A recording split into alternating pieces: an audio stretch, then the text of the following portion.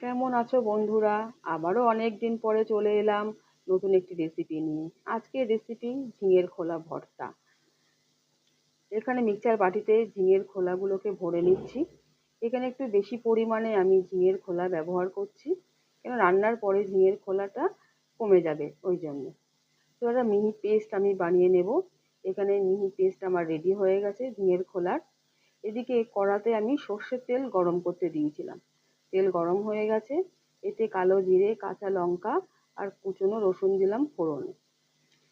এই রান্নাতে না সর্ষের তেলটা খুব ভালো যাবে।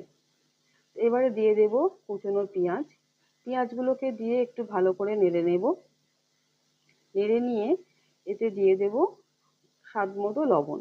যতটা লবণ আমার ঠিক রান্নায় যাবে ততটাই এখানে আমি দিয়ে দিলাম।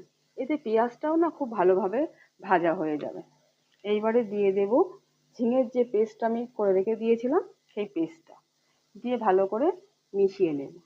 আর মিক্সচার বাটিতে যে পেস্টটা লেগেছিল না, সেটাও আমি পরে এতে দিয়ে দিয়েছিলাম মুছে। সেটা আর ভিডিওতে দেখালাম না। এবার এটাকে আমি কষাতে থাকবো যতক্ষণ জলটা না ছাড়ে। এবারে দিয়ে দেব স্বাদ মতো চিনি, হলুদ আর ঝাল লঙ্কার গুঁড়ো দিয়ে আবার কষাতে থাকবো। এইবারে জলটা ছেড়ে শুকিয়ে গেলেই রেডি হয়ে যাবে ভর্তাটা। তো দেখতে পাচ্ছেন ভর্তা আমার এখানে একদম রেডি, পুরো জলটা শুকিয়ে গেছে। এবার এটাকে আমি একটা প্লেটে নামিয়ে নেব। নিয়ে ওপর থেকে ছড়িয়ে দেব একটু কাঁচা সরিষার তেল, এতে টেস্টটা একটু ভালো আসবে। গরম ভাতে এই ঝিঙের খোলার ভর্তা একদম গ্যারান্টি দিচ্ছি, এক থালা ভাত নিমেষেই শেষ হয়ে যাবে।